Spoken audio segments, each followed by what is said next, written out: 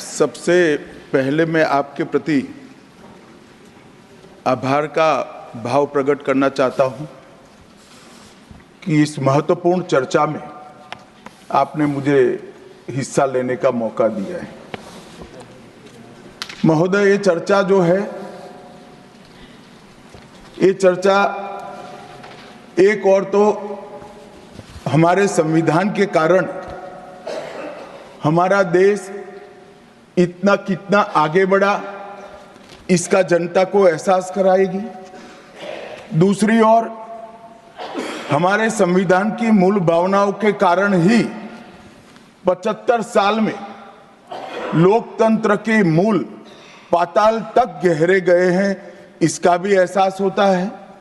और तीसरी ओर ये भी मालूम पड़ता है, जब संविधान की भावनाओं को दरकिनार कर कोई अपने लिए संविधान को तोड़ मरोड़ कर आगे चलने का प्रयास करता है तो किस प्रकार के अकस्मात और किस प्रकार की दुर्घटनाएं होती हैं। इस सभी दृष्टि से देखें तो संविधान की दोनों सदन में जो चर्चा हुई है, वो चर्चा एक प्रकार से हमारे किशोरों के लिए, हमारी युवा पीढ़ी के लिए आने वाले दिनों में ये दोनों महान सदन में बैठकर देश का भविष्य का निर्णय करने वालों के लिए बहुत शिक्षणात्मक रहेगी, ऐसा मेरा मानना है। और देश की जनता के लिए भी क्षीर नीर करने में बहुत मदद करेगी कि किस पार्टी ने आज जो 75 साल की मीमांसा होगी, इसमें स्पष्ट हो जाएगा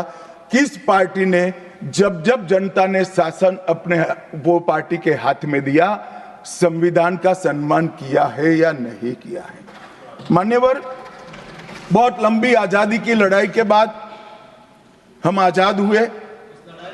जब हम आजाद हुए तब दुनिया भर के कई राजनीतिक पंडितों ने कई आगाहियां की थी कि ये देश बिखर जाएगा, शायद बन ही नहीं पाएगा।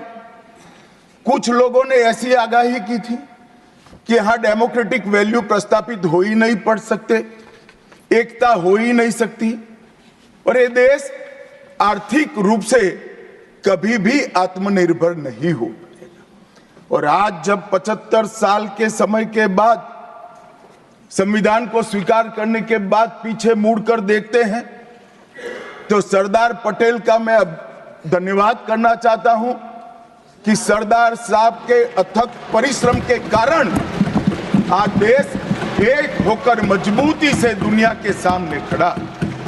मान्यवर, जो कहते थे लोकतंत्र इस देश में सफल नहीं होगा, मैं वो सभी लोगों को इस सदन के माध्यम से कहना चाहता हूं कि 75 साल हो गए, हमारे साथ भी पास पड़ोस में, दुनिया भर में कई लोग आजाद हुए, नई शुरुआत की, वहां कई बार अकस्मात हुए, लोकतंत्र सफल नहीं हुआ।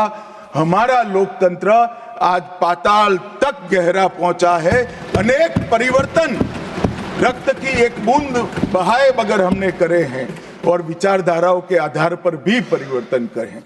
अनेक तानाशाहों के गुमान, अभिमान और अहंकार को चूर चूर करने का काम इस देश की जनता ने किया है, मगर लोकतांत्रिक तरीके से किया है। और मान्यवर, जो कहते थे कि हम आर्थिक रूप से आत्मनिर्भर नहीं हो पाएंगे, उनको भी हमारी जनता ने, हमारे संविधान की खूबसूरती ने जवाब दिया है। हम आज दुनिया का 5वां अर्थतंत्र बनकर सम्मान के साथ, और ब्रिटेन जिन्होंने सालों तक हम पर राज किया, और जो मैंने तीनों आगाही कही वहीं से पक्ष विपक्ष में से आई थी, आज ब्रिटेन भी अर्थतंत्र की तालिका में हमारे पीछे खड़ा है। मान्यवर, ये हम सब के लिए गौरव लेने का पल है, हम सब के लिए बोध लेने का भी पल है और हम सब के लिए संकल्प लेने का भी पल है। और ये सदन जे आपने लगभग 80 से ज्यादा सांसदों को मान्यवर बोलने का मौका दिया, 31 घंटे की चर्चा हुई और ये चर्चा में सभी भाव पक्ष या विपक्ष से कहीं न कहीं प्रकट हुए। मान्यवर, आज मैं जब यहाँ आया हूं तब ये बात कहना चाहता हूं कि आज हम जिस मुकाम पर खड़े हैं उस मुकाम पर महर्षि अरविंद और स्वामी विवेकानंद की वो भविष्यवाणी सच होती दिखाई पड़ती है कि भारत माता अपने दैदीप्यमान ओजस्वी स्वरूप से जब खड़ी होगी तब दुनिया की आंखें चकाचौंध हो जाएगी और पूरी दुनिया वो रोशनी से भारत की ओर देखेगा। वो दिन सच होगा, इसके नजदीक काफी मजल हमने काट ली है। मान्यवर, हमारा संविधान सभा की रचना और संविधान की रचना की प्रक्रिया, ये तीनों एक प्रकार से समग्र विश्व के सभी संविधानों में अनूठे हैं, अलग प्रकार के रहे हैं। हमारे यहाँ दुनिया का सबसे ज्यादा विस्तृत लिखित संविधान चर्चा के सभी हमारे पारंपरिक लक्षणों को पार करते हुए हमने किया। इस संविधान सभा में 299 सदस्य रहे, 22 धर्म जाति समुदाय के सदस्य रहे, हर प्रिंसली स्टेट का प्रतिनिधित्व रहा, हर राज्य का प्रतिनिधित्व रहा। एक प्रकार से समावेशी प्रतिनिधित्व के साथ भारत का भविष्य तय करना, मतलब संविधान को रचने की हमारी प्रक्रिया आगे बढ़ी। 2 वर्ष 11 माह और 18 दिन तक अहर्निश चर्चा चलती रही, विस्तृत चर्चा चलती रही। देश के भविष्य, देश चलाने के नियम और देश की परंपरा को समाहित करते हुए देश को आगे ले जाने का संकल्प इतनी विस्तृत चर्चा के बाद बना। 13 समितियों में कार्य विभाजन किया गया, 7 सदस्यीय ड्राफ्टिंग समिति बनी और जनता के अभिप्राय के लिए भी शायद ही दुनिया का कोई ऐसा संविधान होगा जिसका ड्राफ्ट पूरी जनता को कमेंट्स के लिए दिया गया और कमेंट्स पर भी बहुत डिटेल चर्चा कर उचित बदलाव भी किए गए। इतनी लोकतांत्रिक परंपरा से और प्रक्रिया से बना हुआ हमारा संविधान 295 अनुच्छेद, 22 भाग और 12 अनुसूचियों में बटा है और ये सभी संविधान के अनुच्छेद, भाग और अनुसूचियां हैं वो विश्व में कोई भी संविधान से ज्यादा उदात्त और उत्तुंग मानव मूल्यों का सृजन करने वाले रहे हैं। मान्यवर, इसलिए हम सबको इस पर गर्व है और हम सब ये संविधान को हमेशा मस्तक झुकाकर प्रणाम करते हैं। मैं एक विशेष उल्लेख करना चाहूंगा मान्यवर, नंदलाल बोस जो गुरुवर टैगोर के अंतेवासी थे, बहुत बड़े कलाकार थे, इन्होंने 4 वर्ष का समय लेकर संविधान को सजाने का काम किया और उन्होंने जो संविधान लिखा गया था इसके अनुरूप घटनाओं को संविधान के अंदर उकेरने का भी काम किया। इतिहास, धर्म, संस्कृति और परंपरा, सबसे मानव जीवन के उच्च मूल्य देने वाली सभी संदेशों को, घटनाओं को उन्होंने चित्र रूप में यहाँ पर उकेरा। यहाँ पर भगवान राम का चित्र भी मिलेगा, बुद्ध और महावीर का भी मिलेगा, दशम पिता गोविंद सिंह जी का भी चित्र मिलेगा, गुरुकुल हमारी शिक्षा नीति कैसी होनी चाहिए इसका संदेश भी मिलता है, राम सीता लक्ष्मण वो एक प्रकार से हमारे अधिकारों का चित्रण करते वक्त दिखाए गए, भगवत गीता के संदेश का चित्र भी दिया, शिवाजी और लक्ष्मीबाई को भी यहाँ पर स्थान देकर देशभक्ति के उत्तुंग पाठ हमें पढ़ाए। नालंदा यूनिवर्सिटी हमारी प्राचीन शिक्षा पद्धति का हमें स्मरण कराती है और नटराज जीवन में बैलेंस कैसे होना चाहिए वो बैलेंस के सिद्धांत को भी प्रतिरूपित करता है। मैंने आज थोड़ा यहाँ आने से पहले क्या क्या चर्चा हुई राज्यसभा में, उसमें हमारे एक सम्मानीय सदस्य ने कहा कि चर्चा का स्तर कितना नीचा हो गया है कि यहाँ चित्रों की चर्चा हो रही है। मान्यवर, अगर संदेश लेना नहीं आता तो संविधान का भी कोई उपयोग नहीं। ये सारे जो चित्र लगाए हैं वो हमारे हजारों साल से चलने वाले हमारे राष्ट्र के जीवन को उद्घोषित करने वाले। और कोई ये न समझे कि हमारा संविधान दुनिया के संविधानों की नकल है।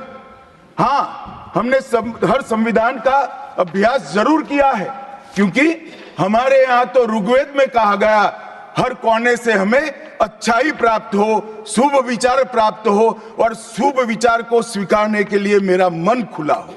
मान्यवर, हमने सबसे अच्छा लिया है, मगर हमारी परंपराओं को नहीं छोड़ा है। पढ़ने का चश्मा अगर विदेशी है तो संविधान में भारतीयता कभी नहीं दिखाई देती। और मैं मानता हूं कि जिसने भी संविधान को सिर्फ शब्दों में छापा है और चित्रों को निकाल दिया है, उन्होंने संविधान की भावनाओं के साथ छल किया है। चित्र बगैर का संविधान अधूरा संविधान। मान्यवर, इसके अंदर संविधान सभा में राजेंद्र प्रसाद जी, राजेंद्र बाबू अध्यक्ष बने, डॉक्टर BR आंबेडकर, सरदार पटेल, जवाहरलाल नेहरू, श्रीमान काजू, KT Shah, Iyengar, Maulana Azad, Shyama Prasad Mukherjee, doctor Radhakrishnan, KM Munshi, ऐसे विद्वानों ने अनेक चर्चाओं में हिस्सा लेकर संविधान को समृद्ध और संपूर्ण बनाने का काम किया। परंतु इतना ही नहीं, संविधान सभा के जो सदस्य थे, इसके अलावे भी विवेकानंद, महर्षि अरविंद, महात्मा गांधी, गोपाल कृष्ण गोखले, तिलक महाराज, वीर सावरकर, लाला लजपत राय और राष्ट्र, लोकतंत्र और हमारी परंपराओं में उच्च मूल्यों को स्थापित करने वाले हर महापुरुष की भावनाओं का ये महापुरुषों ने उल्लेख कर कोई न कोई सिद्धांत को प्रस्तापित किया है। मान्यवर, जब इतने सारे मनुष्यों का अच्छा विचार जिस संविधान में हो, उसको सफल होना ही था। ये संविधान सफल होने के लिए संविधान सभा की चर्चा अगर कोई ध्यान से पढ़ेगा तो वेद, उपनिषद, चाणक्य नीति, विदुर नीति, शांति पर्व, रामायण और महाभारत, इसमें से निपजे हुए मानव जीवन के सभी मूल्यों को भी इसके अंदर हमने समाने का प्रयास किया था। मान्यवर, 75 साल हो गए संविधान को किस प्रकार से हमारे राजनीतिक दलों ने और हमारी पॉलिटिकल पार्टियों के साथ साथ हमारी सरकारों ने भी किस प्रकार से आगे बढ़ाया, इसकी भी चर्चा जरूर होनी चाहिए। मैं मानता हूं ये चर्चा समय उचित होगी। हमारे संविधान की रचना के बाद डॉक्टर आंबेडकर ने बहुत सोच समझकर एक वाक्य किया था। मैं आंबेडकर जी के वाक्य को सदन के सामने प्रस्तुत करना चाहता हूं। कोट, कोई संविधान कितना भी अच्छा हो, वह बुरा बन सकता है अगर जिन लोग पर उसको चलाने की जिम्मेदारी है वो अच्छे न हो। उसी तरह से कोई भी संविधान कितना भी बुरा हो, वो अच्छा साबित हो सकता है अगर उससे चलाने वालों की भूमिका सकारात्मक और अच्छी हो। ये दोनों घटनाएं मान्यवर हमने हमारे संविधान के 75 साल के कालखंड के अंदर देखी है, और मैं तथ्यों के आधार पर सदन के सामने और सदन के माध्यम से देश की जनता के सामने भी रखना चाहता हूं। हमारे संविधान को कभी भी अपरिवर्तनशील नहीं माना गया। समय के साथ साथ देश भी बदलना चाहिए, समय के साथ साथ कानून भी बदलने चाहिए और समय के साथ साथ समाज भी बदलना चाहिए। परिवर्तन ये जीवन का मंत्र है, सत्य है। इसको हमारे संविधान सभा ने स्वीकार किया था। इसलिए आर्टिकल 368 में संविधान संशोधन, इसके लिए प्रोविजन किया गया। अभी कुछ राजनेता आए हैं, 54 साल की आयु में अपने आप को युवा कहते हैं, और ये घूमते रहते हैं, संविधान बदल देंगे, संविधान बदल देंगे, संविधान बदल देंगे। मैं उनको समझाना चाहता हूं कि संविधान बदलने का प्रोविजन, संविधान के प्रावधानों का बदलने का प्रोविजन अनुच्छेद 368 के अंदर संविधान में ही है। और मैं आज फिर से एक बार कहना चाहता हूं, थोड़ा ज्ञानवर्धन भी हो जाए किसी का। भाजपा ने 16 साल राज किया, माननीय 6 साल अटल जी ने किया, 10 साल मोदी जी ने किया और 5 साल और मोदी जी करेंगे। एक प्रकार से 16 साल हमने शासन किया। 16 साल में हमने 22 बार संविधान बदला, संविधान के अंदर परिवर्तन की। और कांग्रेस ने 55 साल करा और 55 साल में 77 परिवर्तन कांग्रेस ने भी किए, कांग्रेस के शासन में भी हुए। अब भारतीय जनता पार्टी और कांग्रेस दोनों ने परिवर्तन किए। ये परिवर्तन का टेस्ट कैसा था, किस प्रकार से किए गए?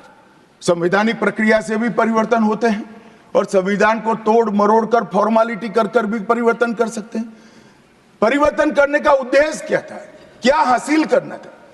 क्या हमारे लोकतंत्र को मजबूत करने के लिए परिवर्तन किए गए?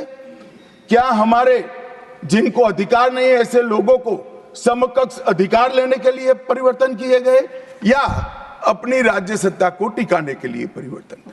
इस पर से ही पार्टी का कैरेक्टर, पार्टी के चलने की पद्धति और पार्टी का संविधान में विश्वास, ये सबको मालूम पड़ता है।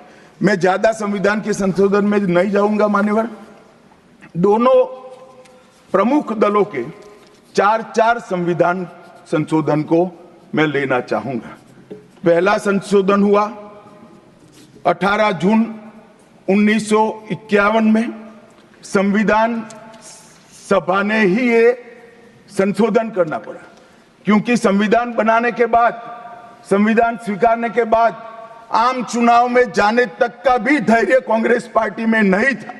अभी लोकसभा नहीं बनी थी, अभी राज्यसभा नहीं बनी थी और संशोधन लेकर आए। अब उसका उद्देश्य क्या था? 19A जोड़ा गया। 19A जोड़ा गया, वो किस लिए जोड़ा गया?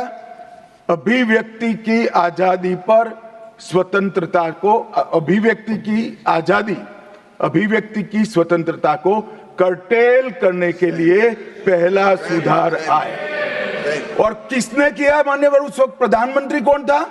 श्रीमान जवाहरलाल नेहरू उस वक्त प्रधान। आप बता चुके। अब मान्यवर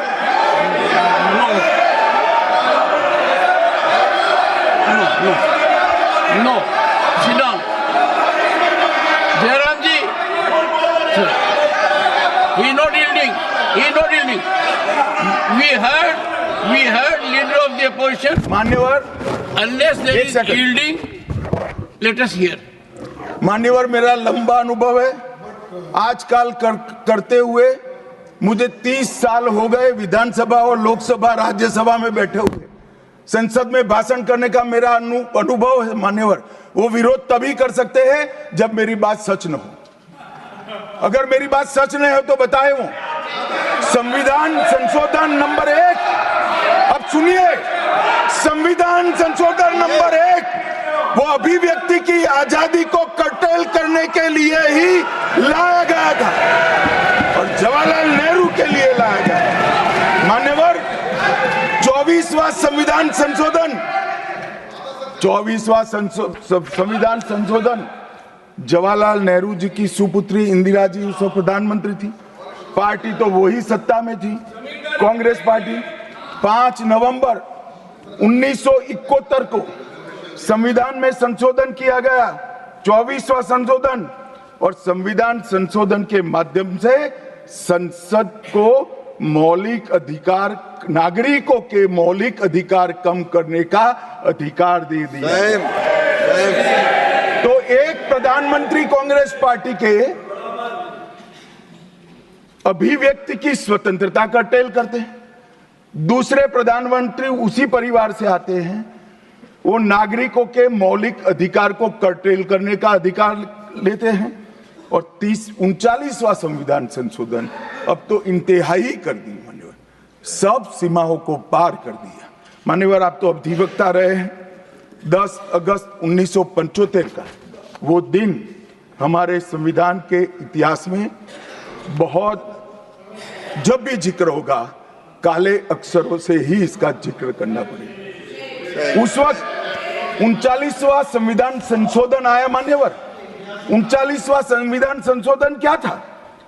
इंदिरा गांधी जी के चुनाव को इलाहाबाद हाईकोर्ट ने अमान्य घोषित कर दिया। अभी कुछ नहीं है, ईवीएम ले लेकर घूमते हैं, हारते हैं और ईवीएम ले लेकर, ईवीएम ने हरा दिया, ईवीएम ने हरा दिया, ईवीएम ने हरा दिया। सुप्रीम कोर्ट ने 24 बार ईवीएम की अर्जी नकार दी। चुनाव आयोग ने 3 दिन ईवीएम 10 से 5 बजे तक रखा कि भाई कोई हैक कर बताए।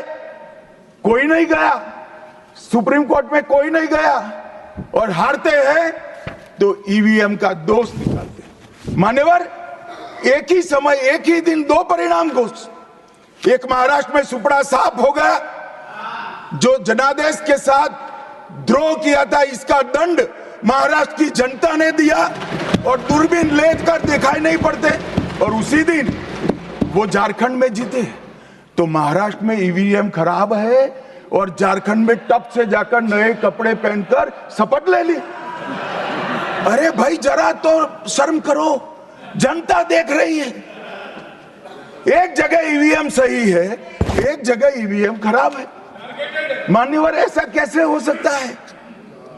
और मान्यवर यहां पर इलाहाबाद हाईकोर्ट ने इंदिरा गांधी जी के चुनाव को निरस्त कर दिया, अमान्य किया, और उन्होंने संशोधन से प्रधानमंत्री पद की न्यायिक जांच पर भी प्रतिबंध लगा दिया। आपको जो करना है वो करो, कोई न्यायिक जांच नहीं है। ये अभी जो अधिकारों की गुहार लेकर घूमते हैं मेरे कम्युनिस्ट भाई, मैं उनको पूछना चाहता हूं, किसके साथ बैठे हो? किसके साथ बैठे हो? रात को अंधेरा कर अपनी आत्मा को टटोलना भैया, मालूम पड़ेगा। और ये संविधान संशोधन मान्यवर रिट्रोस्पेक्टिव इफेक्ट से किया गया कि पुराना भी मुकदमा है तो वो खारिज हो जाएगा। कभी ऐसा होता है?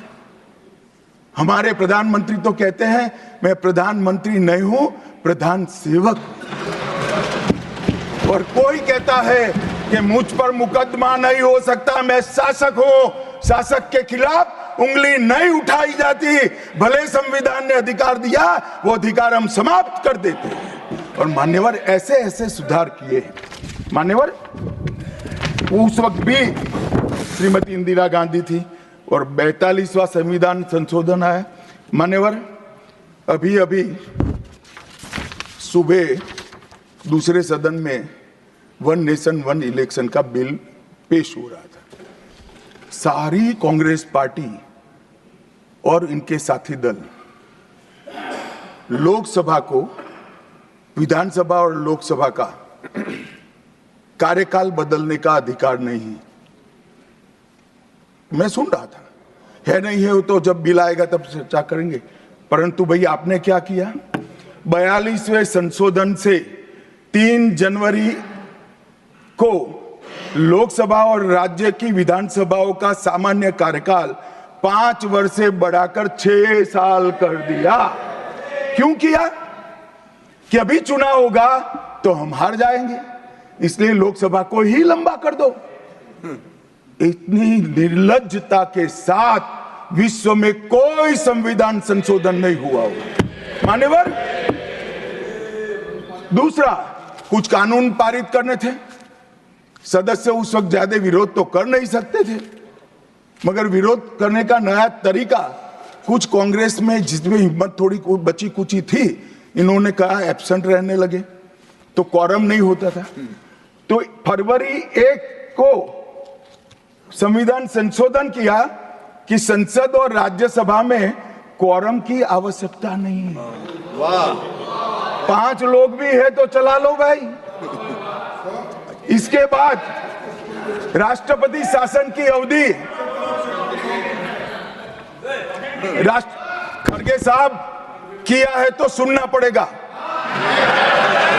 हिम्मत के साथ सुनना पड़ेगा। मान्यवर,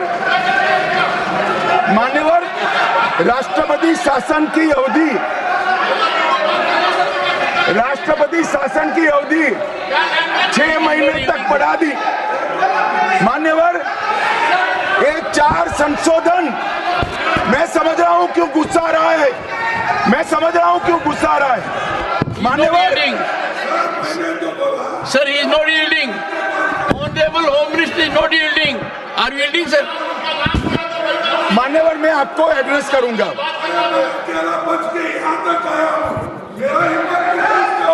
तुम तो कायर हो, तुम मान्यवर, तुम लड़ाकू हो। Okay. मान्यवर, मैं आपको एड्रेस करूंगा। Go on record. What the Honorable Home Minister said. खड़गे जी, मैं आपका बहुत सम्मान करता हूं, आपकी हाजिरी वहां दर्ज कर दी गई है। कृपया बैठे, मुझे बोलने दीजिए।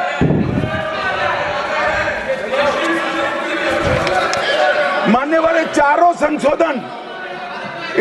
संशोधन मैं मेरी पार्टी के दफ्तर से नहीं ला सकता। ये चारों संशोधन संविधान में हुए, किसी को अदालत ने निरस्त किया, किसी को जनता पार्टी की सरकार आई तब उसको निरस्त किया, कुछ लिंगरिंग टेस्ट में रह गए, पर ये चारों संशोधन वास्तविकता है। ये 4 संशोधन से कांग्रेस पार्टी की संविधान सुधार करने की मंशा क्या है? एक में हम पर केस न हो, दूसरे में हम चुनाव हारने वाले तो समय बढ़ा देना, तीसरे में मेरे पर जांच नहीं हो सकती, और चौथे में नागरिकों के संविधान प्रदत्त अधिकारों को समाप्त करना। ये उद्देश्य बताते हैं। अब मैं हमारा 4 संशोधन लेकर आता हूं। माननीय, सबसे पहला संशोधन नरेंद्र मोदी जी ने सरकार में किया, 101वां नंबर भी अच्छा आया है। 101वां संशोधन 1 जुलाई 17 को हम जीएसटी को लेकर आए मान्यवर, और इस देश के अर्थतंत्र को रिदम में लाने का, कश्मीर से कन्याकुमारी और कामाख्या से द्वारका तक विशाल फैले हुए देश को जीएसटी के तहत 100 अलग अलग बिक्री करके कानूनों को समाप्त कर कर लोगों की हालाकी खत्म कर कर एक कानून लाने का काम नरेंद्र मोदी जी ने किया, और वो लोगों की भलाई की।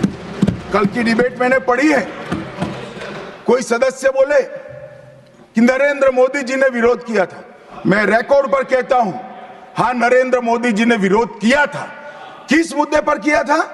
आप जीएसटी तो लाना चाहते थे, मगर राज्यों को कंपनसेशन की गारंटी देना नहीं चाहते थे। हम जीएसटी भी लाए और राज्य को विकास दर के हिसाब से कंपनसेशन की गारंटी भी दी। इतना ही नहीं, गारंटी का 10 साल तक पालन करने का काम भी भारतीय जनता पार्टी की नरेंद्र मोदी सरकार ने किया। हम संशोधन लाए देश के अर्थतंत्र को सुचारू बनाने के लिए।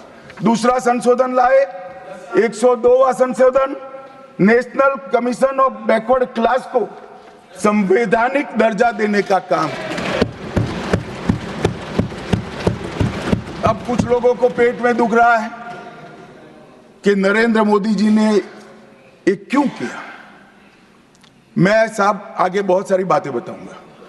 नरेंद्र मोदी जी इसलिए कर पाए कि आपने नहीं किया था। अगर आप ये कर देते तो मोदी जी के तो भाग्य में ही नहीं आता। मगर साहब, पिछड़ी जातियों का कल्याण कभी भी कांग्रेस पार्टी का विश्वास नहीं रहा, मान्यता नहीं रही, नीति भी नहीं रही। भारतीय जनता पार्टी ने संविधान संशोधन पिछड़ी जातियों के कल्याण के लिए। तीसरा संशोधन क्या लाए?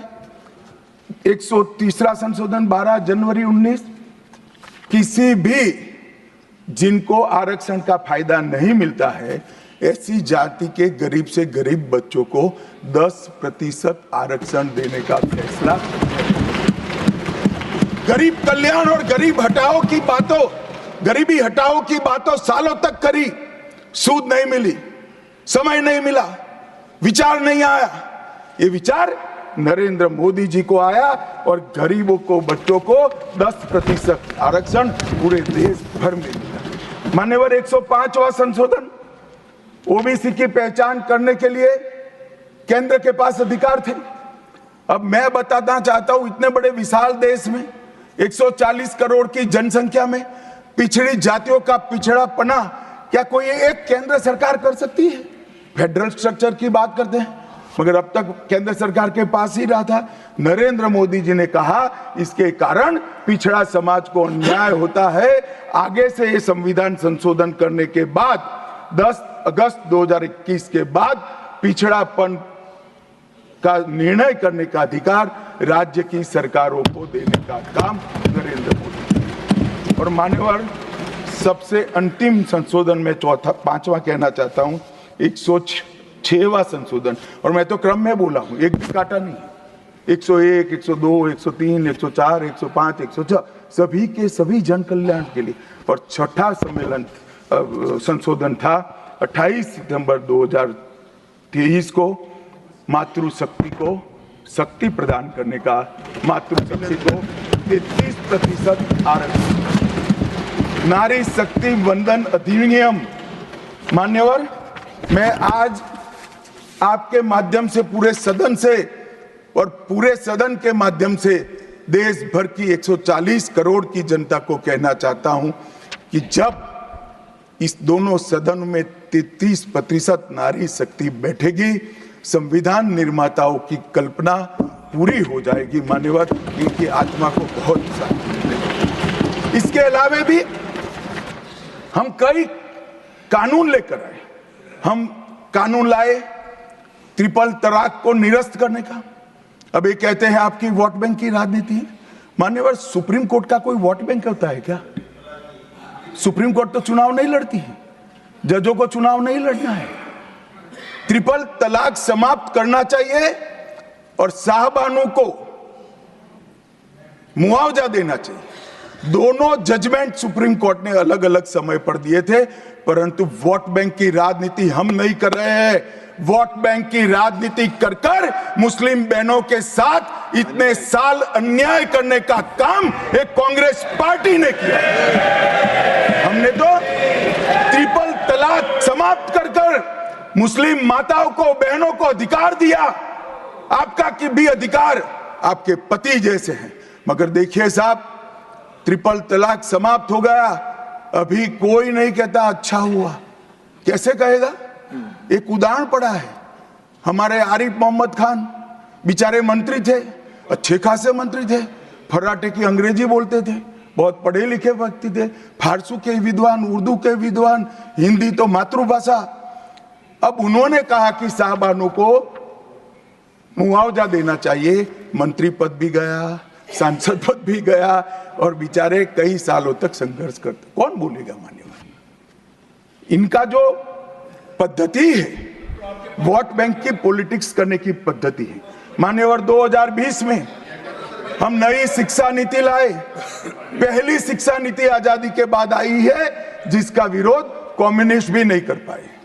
बाकी तो शिक्षा नीति आए और कम्युनिस्ट पार्टी विरोध न करे, ऐसा कभी हो सकता है? मुझे भी बड़ा आश्चर्य होगा कि प्रकृति बदल गई है या उनका सोच बदल गया है। खैर, जो भी हुआ, फिर मुझे किसी ने बताया कि आपने इतनी अच्छी शिक्षा नीति लाए हैं कि इसका विरोध करोगे तो लोग उनका विरोध करेंगे, इसलिए विरोध नहीं किया है।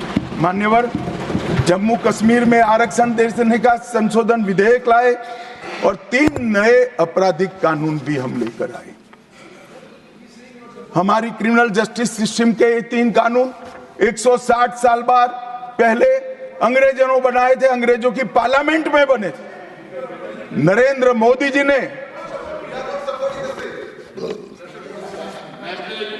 माननीय नरेंद्र मोदी जी ने बीएनएस, बीएनएसएस और बीएसए के माध्यम से हमारी संपूर्ण न्यायिक आपराधिक न्याय प्रणालिका को भारतीयकरण करने का काम नरेंद्र मोदी जी। और वो कानून जो अंग्रेजों को राज टिकाने के लिए बने थे, वो कानून को समाप्त कर कर हमारे संविधान ने हमारे नागरिकों को जो अधिकार दिए हैं, समय पर न्याय मिलना चाहिए।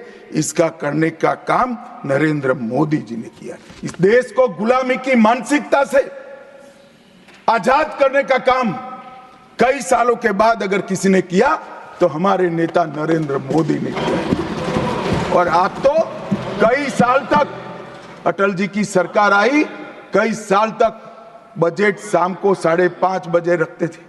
क्यों शाम को 5:30 बजे रखते थे? क्योंकि इंग्लैंड की रानी के घड़ी में उस वक्त 11 बजते थे। आजादी के इतने सालों तक अंग्रेज की रानी के घड़ी से बजट रखने की आदत थी, वो भी किसी ने बदला तो भारतीय जनता पार्टी ने बदला, अटल बिहारी वाजपेयी। मान्यवर, संविधान के सम्मान की बहुत बातें हुई है, मगर संविधान का सम्मान सिर्फ बातों में नहीं होना चाहिए, कृति में भी होना चाहिए, कर्तृत्व में भी होना चाहिए और कल्पना में भी होना चाहिए। जब कृति में नहीं है, कर्तृत्व में नहीं है, तो कल्पना में आ ही नहीं सकता। अभी मैंने इस चुनाव में अजीबोगरीब नजारा देखा मान्यवर, अजीबोगरीब नजारा था। आज तक इतने साल चुनाव हुए, किसी ने आम सभाओं में संविधान को लहराया नहीं। संविधान को लहराकर, झूठ बोलकर जनादेश लेने का कुत्सित प्रयास कांग्रेस पार्टी के नेताओं के माध्यम से। मान्यवर,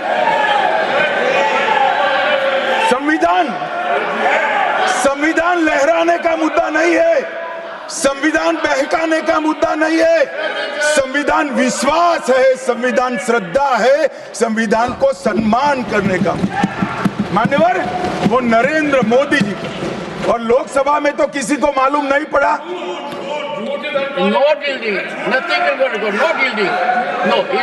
मान्यवर, लोकसभा में तो किसी को मालूम नहीं पड़ा, लोकसभा में तो किसी को मालूम नहीं पड़ा।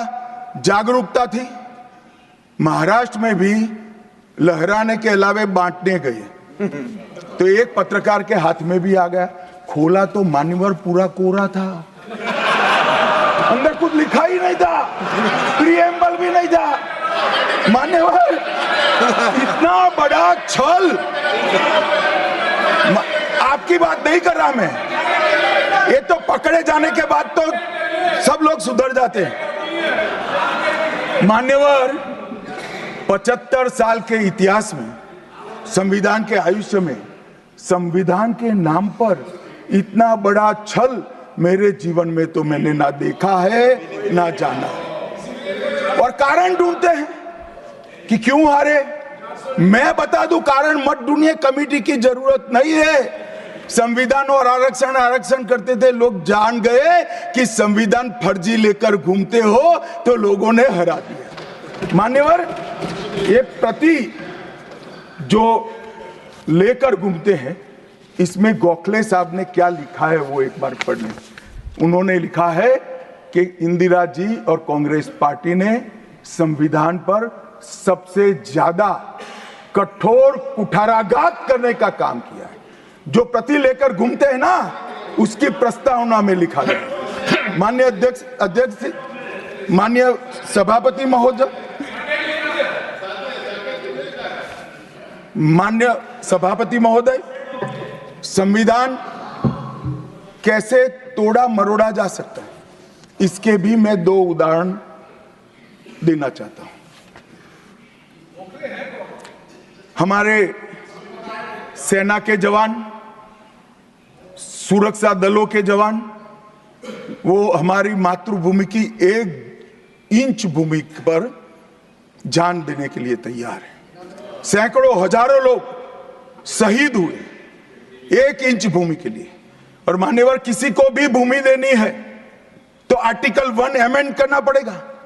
आर्टिकल 1 में हमारे भूभाग की व्याख्या की गई है, इसको बदलना पड़ता है। तमिलनाडु के पास एक टापू था, कच्चा तीवू टापू। वो टापू 1974 में अचानक ही एक एग्रीमेंट कर वन फाइन मॉर्निंग लंका को दे दिया गया। मान्यवर, चलो भाई, बहुमत था आपका, मान लो, ऐसे भरोसे से किया होगा कि संसद मेरा सम्मान रखेगी, परंतु बाद में भी ये आर्टिकल 1 का बदलाव आज तक नहीं आया है और वो हमारा भूभाग आज हमारा हिस्सा नहीं है। मान्यवर, ऐसा खिलवाड़ भारत नहीं, दुनिया के किसी भी देश में शासकों द्वारा संविधान के साथ नहीं किया होगा। मान्यवर, आप तो अधिवक्ता हैं। 35A को कॉन्स्टिट्यूशन ऑर्डर से, राष्ट्रपति महोदय के ऑर्डर से दाखिल किया गया।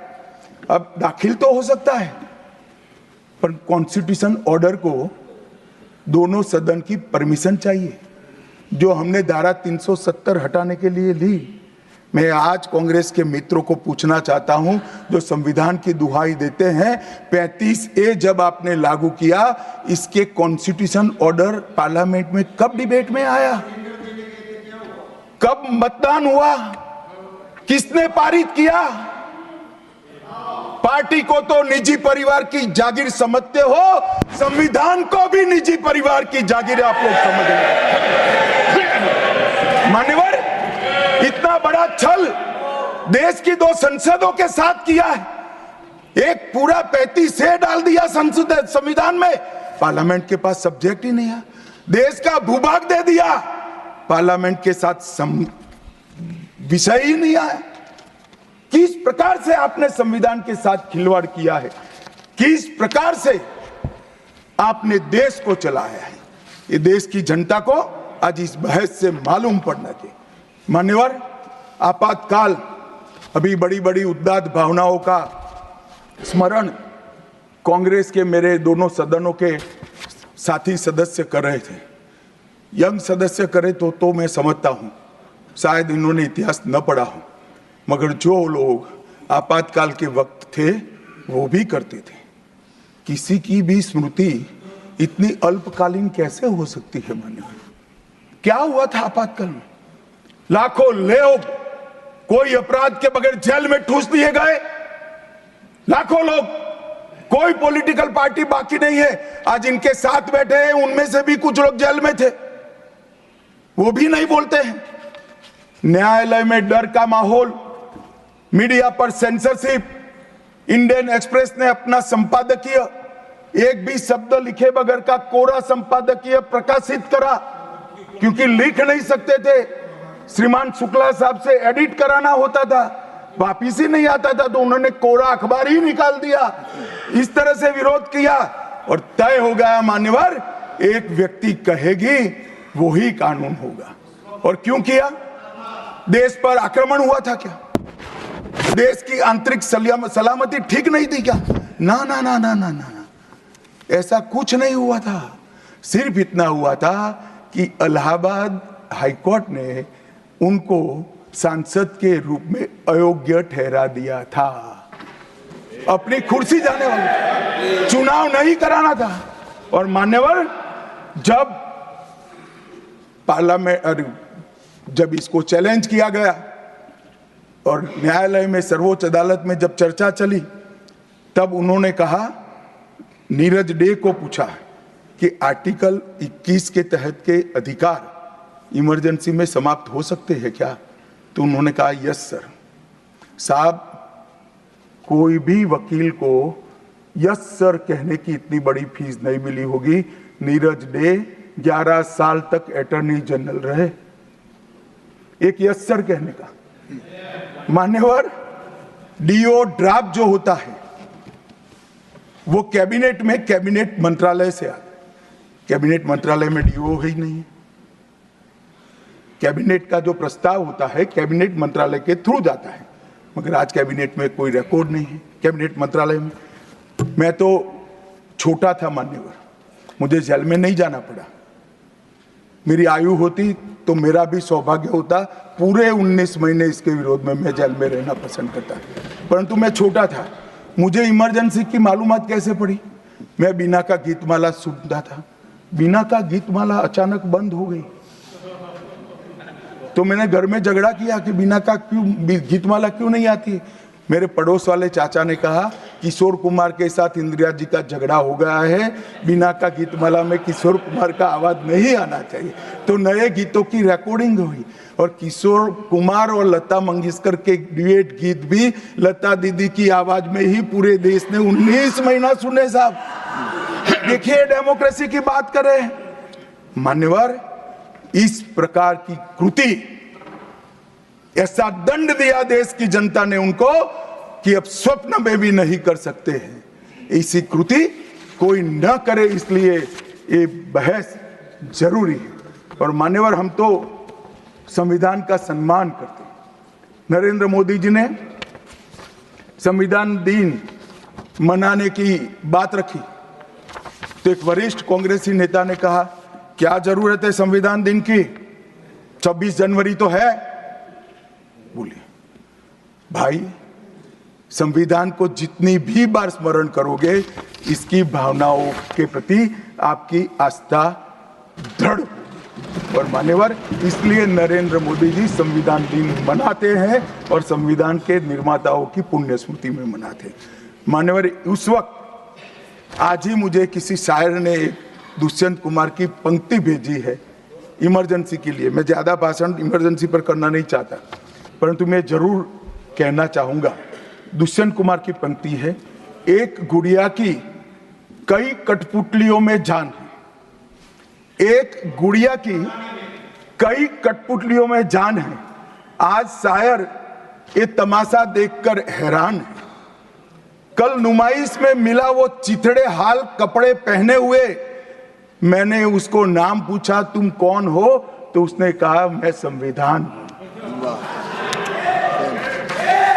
दुष्यंत कुमार जी की कविता है मान्यवर, इंदिरा जी को समर्पित है।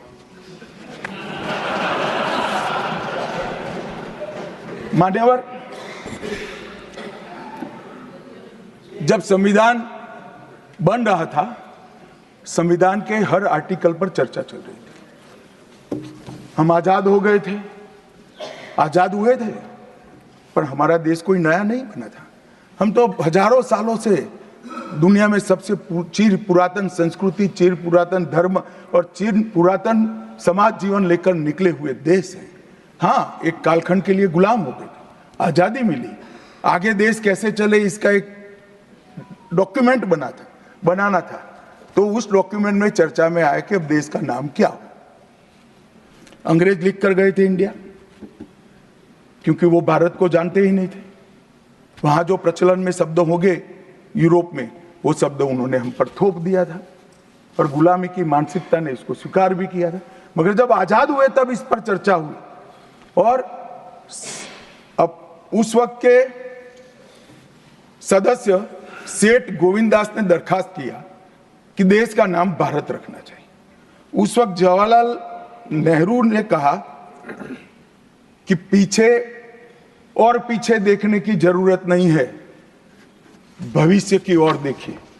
और मान्यवर, देश के नाम के अंदर इंडिया भी रहा, भारत भी रहा। खैर, मैं इस पर टिप्पणी करना नहीं चाहता, परंतु नजरिए का सवाल है।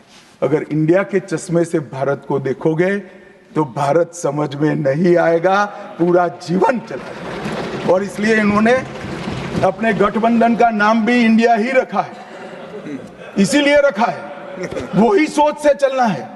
और मान्यवर, हमारे प्रधानमंत्री जी ने विकास तो करना है, दुनिया में सबसे आगे बढ़ना ही है, विकास के साथ साथ विरासत को भी अपना कर आगे बढ़े। गुलामी की हर परंपरा को हम समाप्त करना चाहते हैं।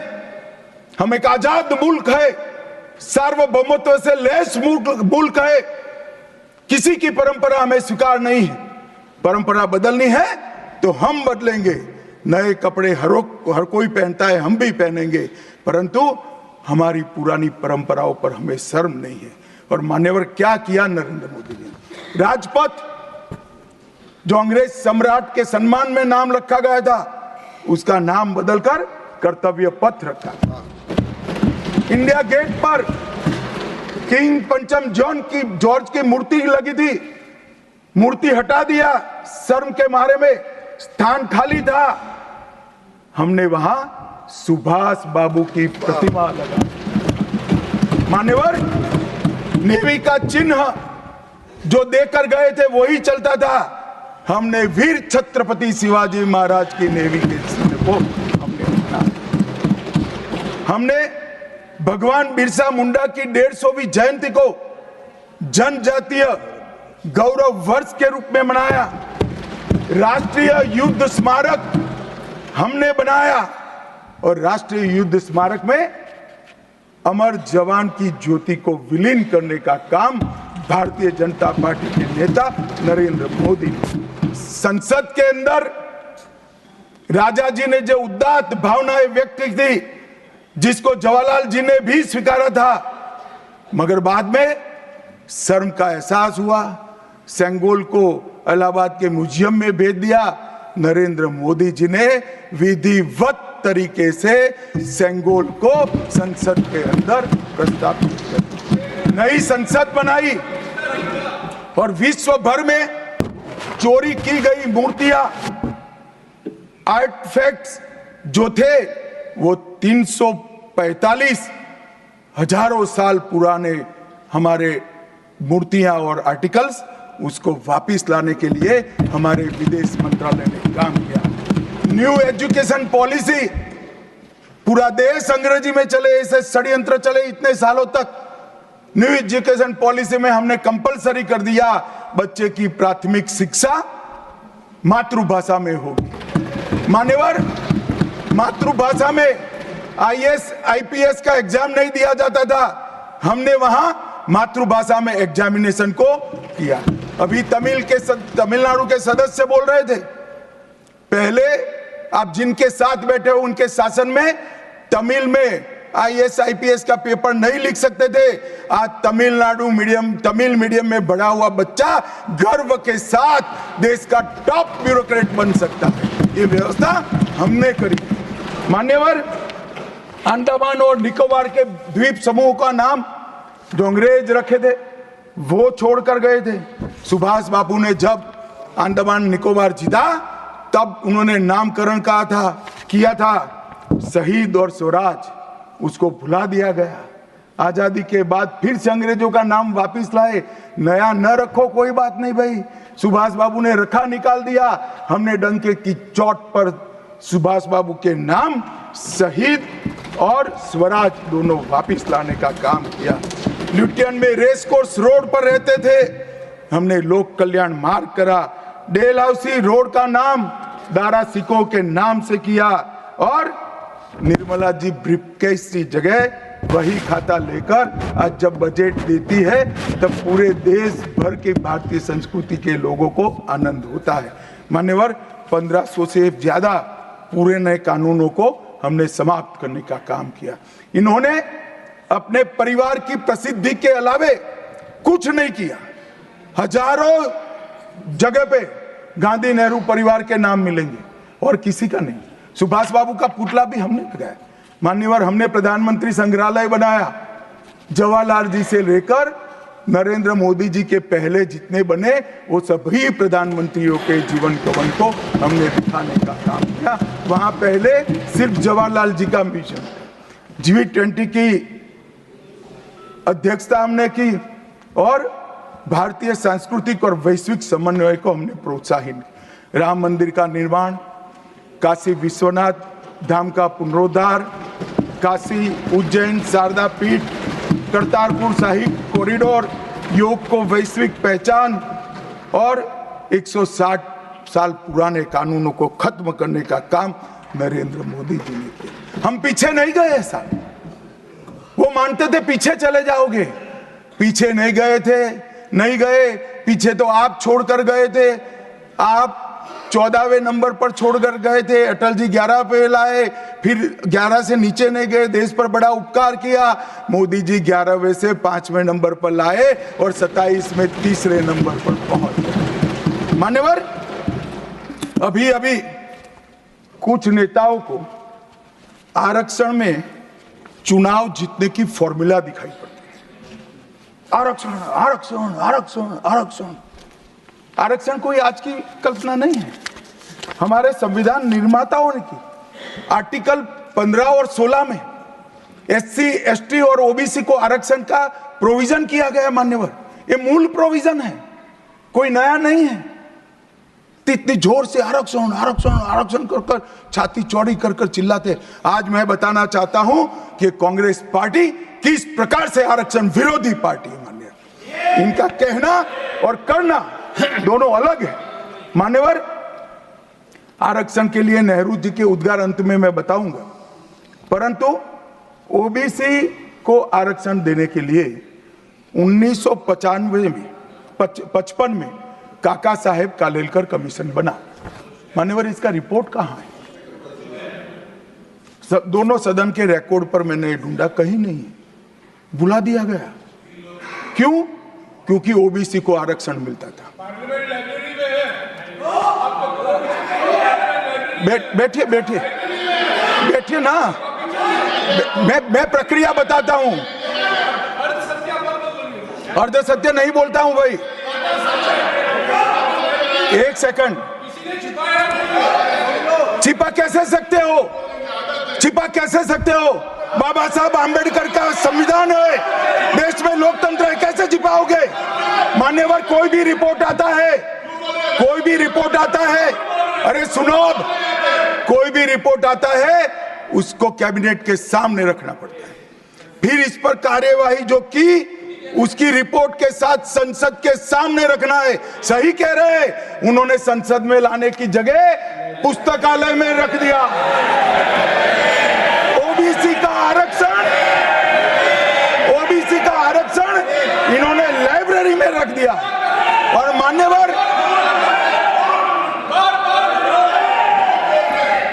मान्यवर अगर काका साहेब कालेलकर कमीशन का रिपोर्ट स्वीकार कर लिए होते तो 1980 में मंडल कमीशन की रिपोर्ट की जरूरत ना पड़ती। मंडल कमीशन का रिपोर्ट कमीशन ही इसलिए बनाया गया क्योंकि काका साहेब कालेलकर कमीशन का रिपोर्ट स्वीकारा नहीं, और 80 में मंडल कमीशन का भी रिपोर्ट आ गया, किसी ने इसका अमल नहीं किया। अमल कब हुआ? जब 90 में इनकी सरकार गई तब अमल हुआ। और मान्यवर तब तक मंडल कमीशन के रिपोर्ट को भी ठंडे बस्ते में डाल दिया गया। 90 में, अरे सुनिए मान्यवर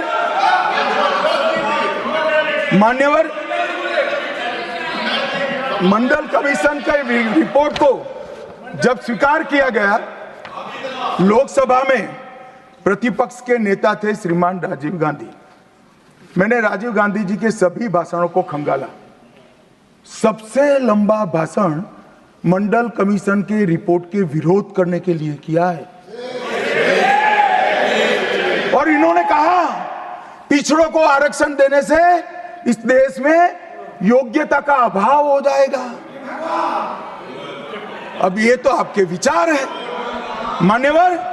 राजीव गांधी की स्पीच भी, श्री राजीव गांधी की स्पीच भी लोकसभा के रिकॉर्ड पर पड़ी है। लाइब्रेरी में आप जाते हैं, लोकसभा की स्पीच निकलवा कर नहीं पढ़ते। जयराम जी पढ़ लीजिए एक बार।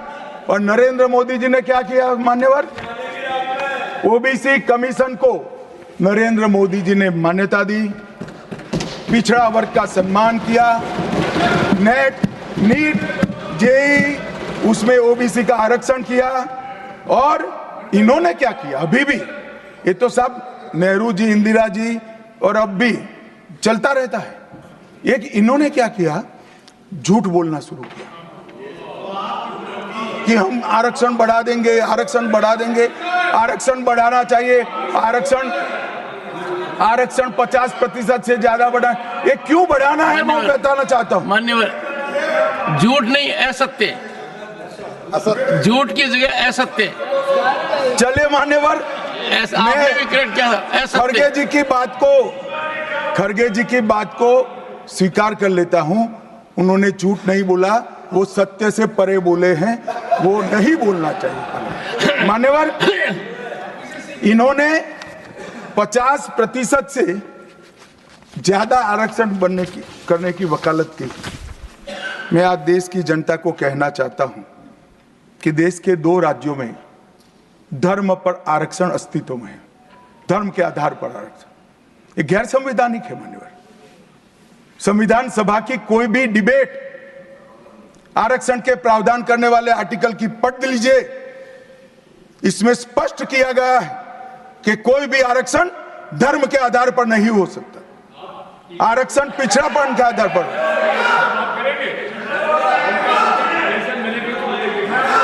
मान्यवर, मगर दोनों राज्यों में जब कांग्रेस की सरकार थी तब धर्म के आधार पर आरक्षण दिया। अब क्या हुआ है, सुप्रीम कोर्ट में रुक जाता है क्योंकि 50% की सीमा है, वो ओबीसी का कोई कल्याण नहीं चाहते हैं। 50% की सीमा बढ़ाकर मुसलमानों को आरक्षण देना चाहते हैं, माननीय, धर्म के आधार पर आरक्षण देना चाहते हैं।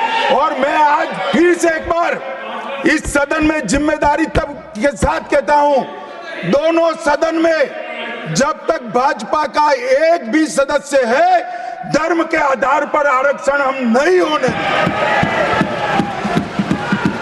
ये संविधान विरोधी है। मान्यवर, मैं अब कांग्रेस पार्टी ने कभी धर्म के आधार पर आरक्षण नहीं दिया। अरे दिया है।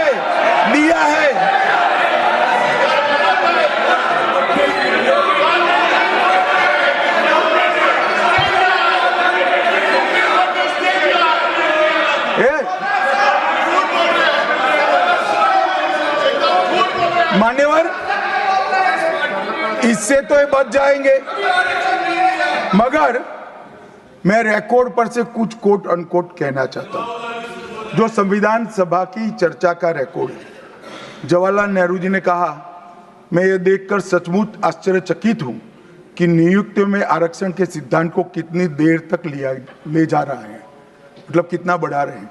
मुझे नहीं लगता कि ये बिल्कुल अच्छा है।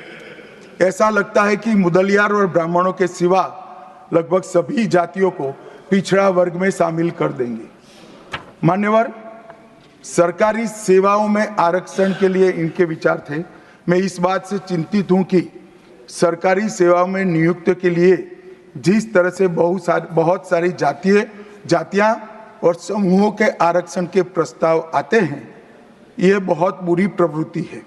इससे सरकारी कामकाज और आम तौर पर विकास और सार्वजनिक जीवन में गिरावट आएगी। मान्यवर, ये इनके विचार है, आज तक नहीं बदले, यही विचार है। मगर अभी जोर से बोलना, एक शब्द का प्रयोग मैं नहीं कर सकता, आगे गलती हो गई थी। असल मान्यवर, हमारे संविधान के directive of principle of state policies भाग 4 के अनुच्छेद 44 में एक एंट्री है जो कॉमन सिविल कोड की यूसीसी की बात करती है।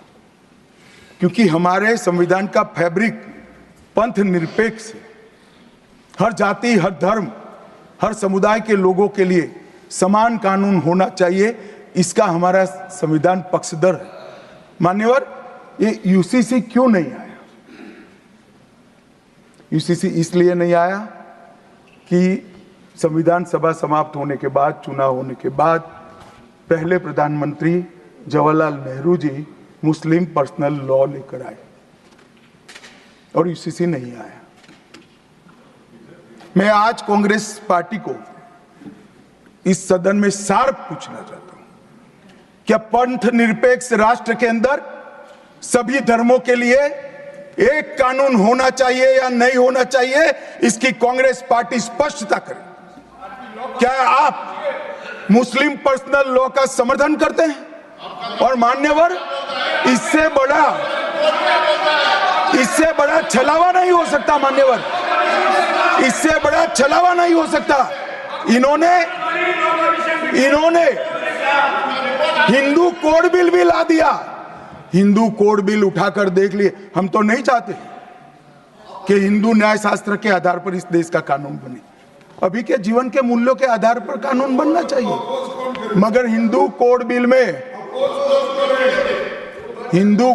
में एक भी पुरानी हिंदू न्याय व्यवस्था का कोई नामो निशान नहीं है। हिंदुओं को बुरा न लगे इसलिए मुस्लिम पर्सनल लॉ दिया, तो सामान्य कानून को हिंदू कोड बिल बना दिया। मान्यवर, चलो मैं तो कहता हूं कि खड़गे जी और जयराम जी कह रहे हैं कि भाई पर्सनल लॉ का अधिकार मिले तो हमें आपत्ति नहीं है, तो फिर पूरा सरिया लागू करिए। क्रिमिनल में क्यों सरिया निकाल दिए? बताओ भाई, क्या चोरी करे इसके हाथ काट दोगे? कोई इससे जगद्य महिला के साथ अपराध करे तो पत्थर मारकर मार दोगे? देशद्रोही को रोड पर सूली चढ़ाओगे? तो विवाह के लिए, निकाह के लिए पर्सनल लॉ, वारिस के लिए पर्सनल लॉ और क्रिमिनल सरिया क्यों नहीं भाई? अगर उनको देना ही है तो पूरा ही दे देते, पूरा दे देते। मान्यवर, ये इन्होंने तुष्टीकरण की शुरुआत वहीं से करी है। मुस्लिम पर्सनल लॉ इस देश में संविधान आने के बाद तुष्टीकरण की शुरुआत। आर्टिकल 14 और 15 का ये भंग है। अंबेडकर जी, लोहिया जी, के.एम. मुंशी, एच.वी. कामत, ये सब ने इसका विरोध किया है। 1973 से 16 तक 11 बार देश की सुप्रीम कोर्ट ने यूसीसी लाने का आग्रह देश की और राज्य की सरकारों ने किया है। आप नहीं ला सकते, तुष्टीकरण से ऊपर नहीं उठते। मैं बैठिए, मैं बताता हूं। मान्यवर, हमने ही उत्तराखंड में भारतीय जनता पार्टी की सरकार ने यूसीसी लाया। हमारा काम करने का तरीका, मैं आपके माध्यम से दिग्विजय सिंह को कह रहा हूं। वो कहते हैं कौन रोकता है? हम खुद रोकते हैं। कारण बताऊं मैं? सुनने का धैर्य चाहिए, क्योंकि हमारा तरीका है कि लोकतांत्रिक तरीके से काम किया जाए। समाज के जीवन में इतना बड़ा सामाजिक बदलाव करने वाले कानून को उत्तराखंड सरकार ने मॉडल कानून के रूप में पारित किया है। इसकी न्यायिक मीमांसा होगी, इस पर सामाजिक चर्चा होगी, धर्म के विद्वान चर्चा करेंगे, कुछ सजेशन आएंगे तो इसको स्वीकारेंगे और बाद में भारतीय जनता पार्टी की सरकार हर राज्य में कॉमन सिविल कोड लेकर आए। आज तक नहीं मिला, वो भी कांग्रेस पार्टी के तुष्टीकरण ने की नीति थी। मान्यवर, अभी एक फैशन हो गया है, अंबेडकर अंबेडकर अंबेडकर अंबेडकर अंबेडकर अंबेडकर। इतना नाम अगर भगवान का लेते तो 7 जन्मों तक स्वर्ग मिल जाता। अच्छी बात है ना? ना सुनिए तो, सुनिए ना, आप सुनिए ना, मैं बताता हूं। हमें तो आनंद है कि अंबेडकर का नाम लेते हैं। अंबेडकर का नाम अभी 100 बार ज्यादा लो, परंतु 7-8 में अंबेडकर जी के प्रति आपका भाव क्या है ये मैं बताता। मान्यवर, अंबेडकर जी को देश की पहली कैबिनेट से इस्तीफा क्यों दे दिया? अंबेडकर जी ने कई बार कहा कि अनुसूचित जातियों और जनजातियों से हुए व्यवहार से मैं असंतुष्ट हूं, सरकार की विदेश नीति से मैं असहमत हूं और आर्टिकल 370 से मैं असहमत हूं। इसलिए वो छोड़ना चाहते थे। उनको आश्वासन दिया गया, आश्वासन पूरा नहीं हुआ। उन्होंने इग्नोरेंस के चलते इस्तीफा दे दिया और एक श्री बी.सी. रॉय ने पत्र लिखा कि अंबेडकर और राजाजी जैसे 2 महानुभाव मंत्रिमंडल छोड़ेंगे तो क्या होगा। तो नेहरू जी ने उनको जवाब में लिखा है, राजाजी के जाने से तो थोड़ा बहुत नुकसान होगा, अंबेडकर के जाने से मंत्रिमंडल कमजोर नहीं होता है। मान्यवर, ये विचार जो खड़गे जी कह रहे हैं ना, क्या आपत्ति है? जिसका विरोध करते हो उसका वोट के लिए नाम देना है, कितना उचित है? क्योंकि अब अंबेडकर जी को मानने वाले पर्याप्त संख्या में आ गए हैं, इसलिए आप अंबेडकर अंबेडकर कर रहे हो। मान्यवर, मुंबई के मेयर ने एक पत्र लिखा था कि मऊ में अंबेडकर जी का स्मारक बनाना चाहिए। मऊ में जो अंबेडकर जी का जन्म स्थान था, सुझाव लिखा। उन्होंने कहा आमतौर पर स्मारक निजी पहल से बनाने चाहिए। यदि सरकार किसी प्रकार की सहायता करती है तो वो उचित नहीं होगा। उनके कितने स्मारक बने साहब? कोई स्मारक आंबेडकर जी का नहीं बना, देश भर में नहीं बना। आंबेडकर जी के स्मारक कब बने? जब भारतीय जनता पार्टी सत्ता में आई, तब मऊ में डॉक्टर आंबेडकर के जन्म स्थान पर स्मारक बना, लंदन में अध्ययन करते थे वहां स्मारक बना, नागपुर में शिक्षा दीक्षावलित वहां बना, दिल्ली में महापरिनिर्वाण स्थल पर बना और मुंबई में चैत्य भूमि में भी बन रहा है। हमने 5 तीर्थ बनाए महामानव। और मैं मानता हूं मान्यवर, मैं मानता हूं कि आंबेडकर जी के सिद्धांतों पर चलना नहीं और वोट के लिए उनकी गुहार लगा देना। 14 अप्रैल को राष्ट्रीय समरसता दिवस घोषित किया हमने, 26 नवंबर को संविधान दिवस घोषित किया। उस वक्त भी इसका विरोध कांग्रेस के वरिष्ठ नेताओं ने किया। मान्यवर,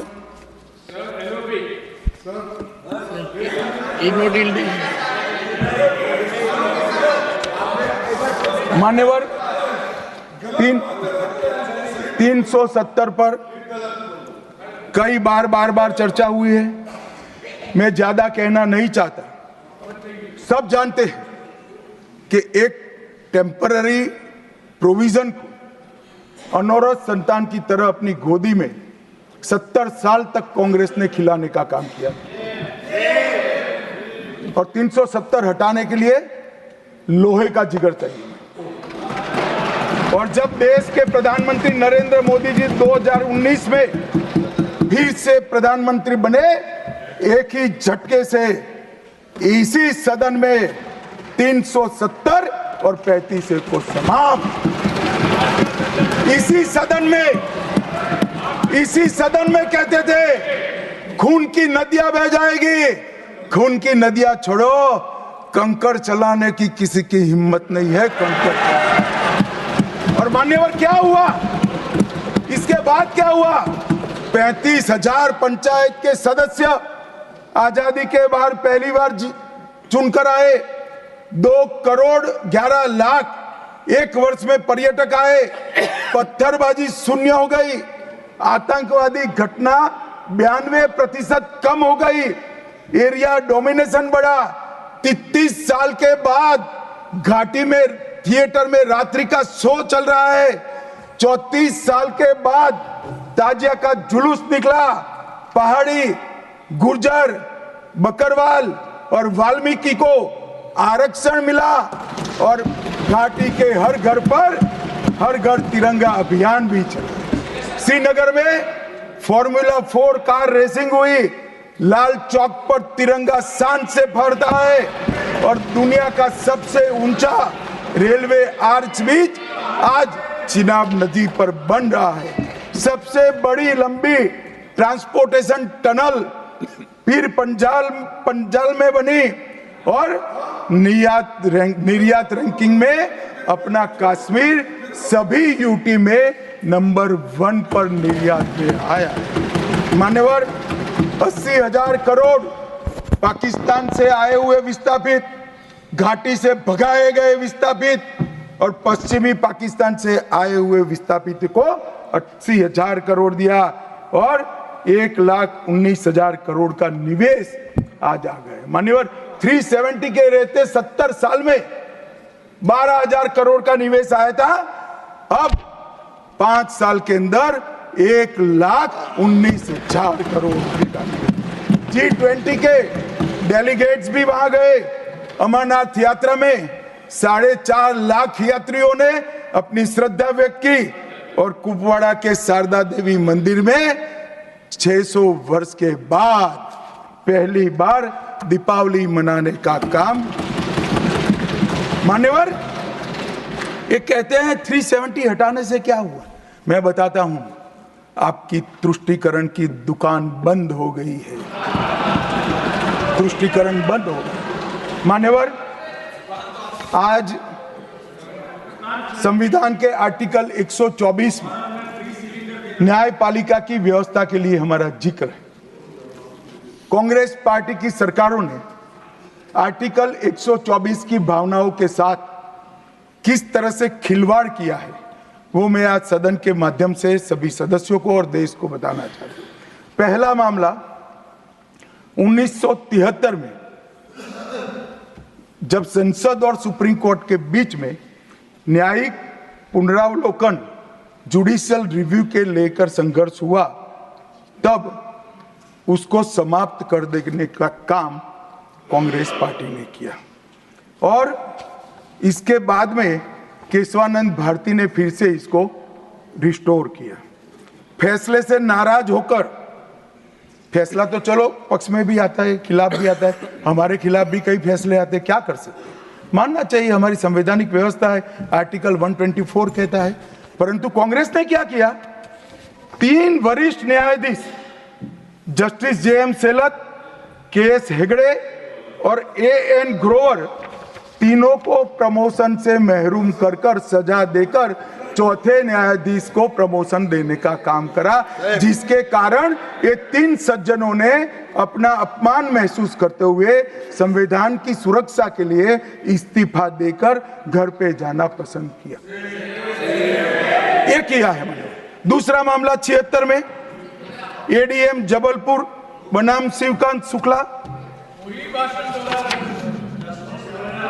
ये बार बार दोहराना चाहिए, 140 करोड़ लोगों को रट हो जाना चाहिए जिससे कोई हिम्मत न कर सके इमरजेंसी डालने की। हर बच्चे को रटाना चाहिए कि तानाशाहों को क्या करना चाहिए। मान्यवर एडीएम जबलपुर,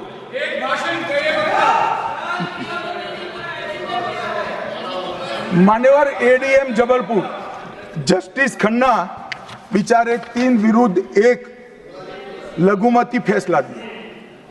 क्या हुआ, वो कभी भी चीफ जस्टिस नहीं बन पाए मान्यवर, उनको रिटायर्ड हो जाना।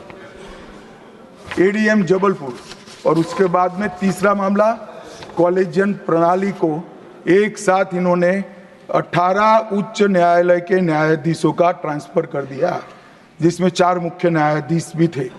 और कारण क्या था मान्यवर, क्यों किया, कोई कदाचार था, कोई भ्रष्टाचार था? ना ना ना ना, ये सभी 18 उच्च न्यायालय के न्यायाधीशों ने प्रत्यक्षीकरण मतलब हेबियस कॉर्पस को एंटरटेन किया, जो उनका संवैधानिक अधिकार है। इमरजेंसी में कैसे हेबियस को आप एंटरटेन कर सकते हो, इस मुद्दे पर उन्होंने इसको आगे कर दिया। मान्यवर आर्टिकल 34, 14 और 21 इसकी सेंस को निकाले तो हर व्यक्ति को समानता से जीने का अधिकार है। हम कम्युनिस्ट सोच से बना हमारा संविधान नहीं है। सब समझते हैं कि व्यक्ति की माली हालत इसका भाग्य, परिश्रम और बुद्धिमत्ता के आधार पर तय होती है। हर व्यक्ति एक समान माली हालत में नहीं रह सकता, मगर आर्टिकल 14 और 21 का मतलब इतना तो जरूर निकलता है कि इनको बेसिक सुविधाएं मिल जाए, घर मिले, बिजली मिले, पानी मिले, खाना मिले, इलाज मिले, शिक्षा मिले। 75 साल तक इस देश की जनता को गरीबी हटाओ का नारा देने वाले कांग्रेस पार्टी गरीब रखे। और मान्यवर 10 साल में नरेंद्र मोदी जी ने 9.6 करोड़ गरीब महिलाओं को उज्ज्वला का कनेक्शन देकर उनके घर में गैस पहुंचा। 12 करोड़ गरीबों के घर में शौचालय पहुंचे। शुद्ध पीने का पानी 12.65 लाख घरों में, करोड़ घरों में पहुंचा। 18,000 गांवों में बिजली पहुंची। 14.5 करोड़ किसानों के खाते में 2.40 लाख करोड़ रुपया सीधा डीबीटी से पूरा ट्रांसफर हुआ। 36 करोड़ आयुष्मान भारत के कार्ड बने और 8.19 करोड़ दर्दियों ने उससे मुफ्त में अपना इलाज कराया है। और मान्यवर अब 70 साल से अधिक कोई भी आय वर्ग का व्यक्ति हो, इसको 5 लाख तक का इलाज मोदी सरकार ने, प्रधानमंत्री ने फ्री किया। 36 राज्यों में 80 करोड़ लोगों को one nation one ration card दिया, 5 किलो अनाज मुफ्त दिया, 25 लाख करोड़ रुपए की राशि सीधी बैंक खातों में डीबीटी के माध्यम से गई है। 11,000 करोड़ रुपया 1 करोड़ लाभार्थी को, रेहड़ी पटरी वालों को दिया, और सबसे बड़ी बात 2 करोड़ लखपति दीदी बनाने का काम नरेंद्र मोदी। और मान्यवर विश्वकर्माओं के लिए भी काम कर। अभी मान्यवर, ये बात मैं बहुत संवेदनशील होकर के आप सदन के सामने रखता हूं। लोकसभा में चर्चा हो रही थी, कांग्रेस पार्टी के एक वरिष्ठ सदस्य ने कहा, सावरकर के लिए जो उन्होंने उद्गार निकाले मैं तो रिपीट नहीं कर सकता।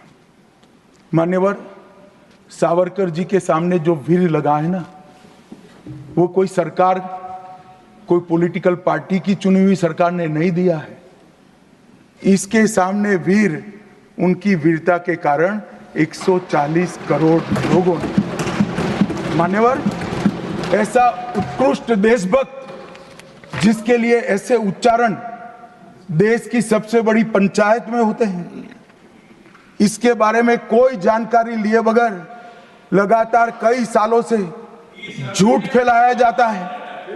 मैं आज रिकॉर्ड पर कहना चाहता हूं मान्यवर,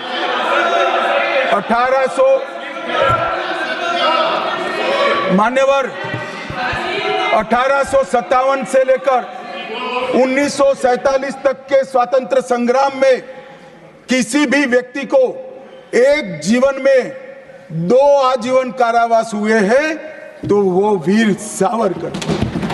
मध्य दरिये में देश को आजादी दिलाने के लिए टॉयलेट तोड़कर दरिया में छलांग लगाने का साहस किसे में था तो वीर सावरकर। एक ही जेल में 2 भाई काला पानी की सजा काट रहे थे, 10 साल तक भाई एक दूसरे को देखे नहीं। ऐसा वीर परिवार पूरे देश में दूसरा नहीं। मान्यवर, आज सावरकर जी की एक उक्ति में यहां पर कहना चाहता हूं। उनका एक मराठी में वाक्य है, तुझ साठी मरण ते जनन, तुझ बिन जनन ते मरण। इसके आगे है, हे मातृभूमि तेरे लिए मरण मृत्यु ही जीवन है, और तेरे बिना जीवन मेरे लिए मृत्यु से भी कठिन।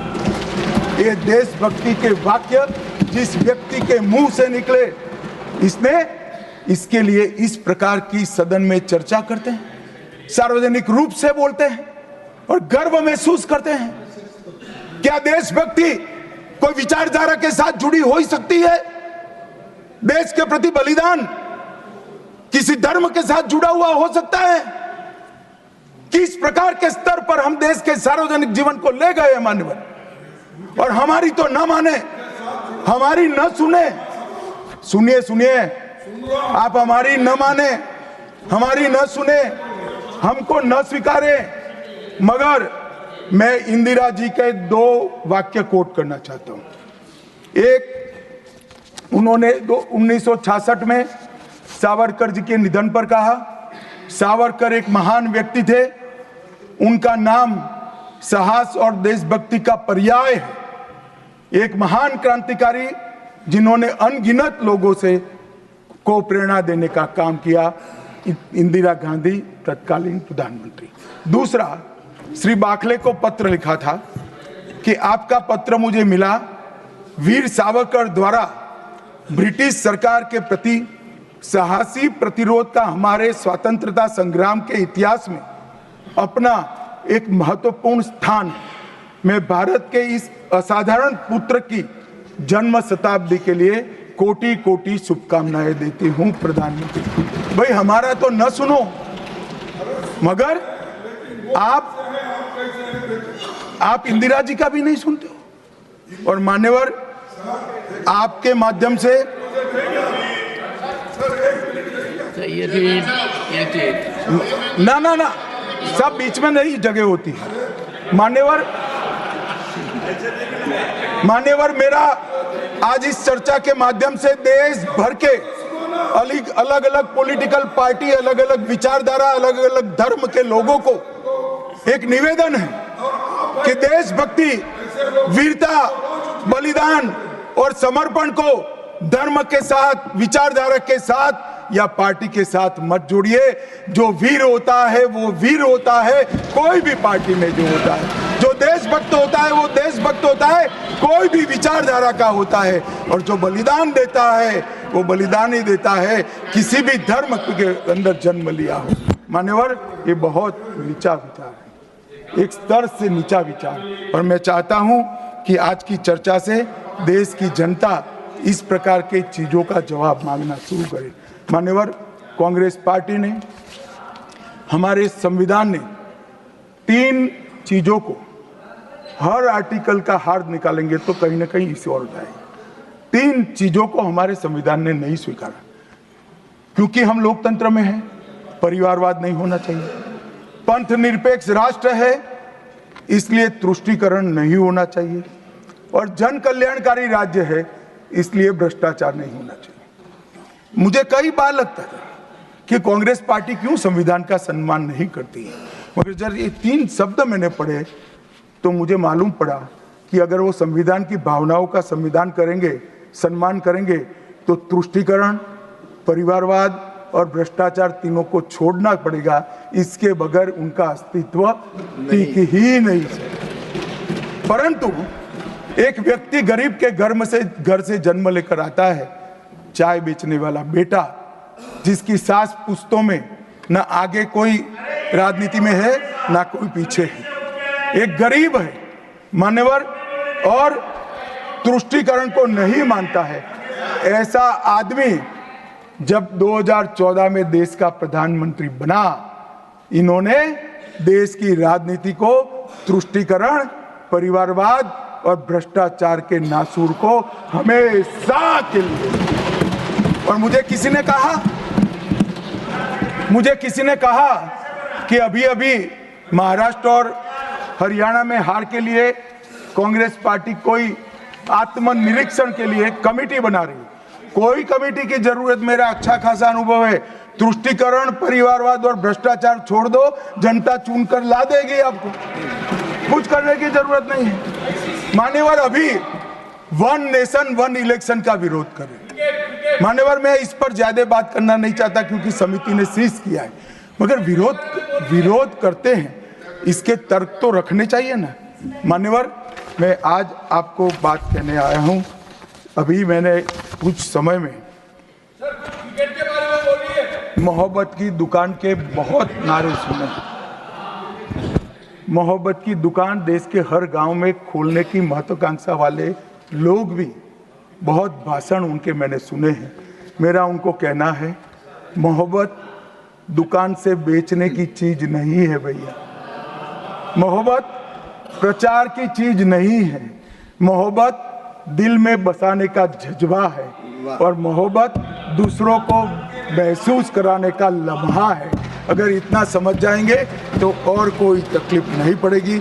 मान्यवर, अंत में मैं इतना कहना चाहता हूं कि आज़ादी के अमृत महोत्सव में इस देश के प्रधानमंत्री जी आज़ादी के अमृत महोत्सव को बहुत अच्छे तरीके से एक वेल डिजाइन मैनर में मनाने का निर्णय किया। पूरे लाखों कार्यक्रम हुए। इसका मीन निकालते, इसका हार्द निकालते तो आता है 3 उद्देश्य सामने आते हैं। बालकों, बच्चे, युवा और जनता को आज़ादी के 90 वर्ष लंबे आज़ादी के संग्राम के इतिहास की जानकारी देना, गुमनाम आज़ादी के सेना नायकों का नई पीढ़ी और आने वाली पीढ़ी को परिचय कराना, 75 साल में हमने जो सिद्धियां प्राप्त की है इसका गौरव 140 करोड़ भारतीयों के मन में उत्पन्न करना, और जब आजादी के 100 साल हो गए तब ये देश पूरे संसार में हर क्षेत्र में नंबर 1 पर हो, ऐसे महान भारत की रचना। और ये संकल्प अब श्री नरेंद्र मोदी का नहीं रहा है। ये संकल्प देश के 140 करोड़ लोगों का संकल्प हो गया है। इसको जब भी मैं जनता के बीच में जाता हूं, इसको महसूस भी करता हूं। मान्यवर, आज मोदी जी ने अमृत काल की कल्पना करी है। अमृत महोत्सव की समाप्ति से शताब्दी तक हम दुनिया में हर एक क्षेत्र में एक नंबर पर हो, भारत विकसित हो, हमारा गौरववंत स्थान हो। तब मुझे लगता है कि महर्षि अरविंद और विवेकानंद जी ने जो कल्पना करी थी कि भारत माता अपने संपूर्ण दैदीप्यमान स्वरूप के साथ दुनिया के सामने खड़ी होगी और दुनिया की आंखें भारत माता की तेज से चकाचौंध हो जाएगी। वो स्वप्न सच होगा, इसका मुझे विश्वास है। स्वप्न सच करने का रास्ता, एकमात्र रास्ता हमारा संविधान है और इसमें छेड़खानी करने का किसी का साहस न हो, वो जनता ने सुनिश्चित करना है। आपने मुझे मौका दिया, इसलिए बहुत बहुत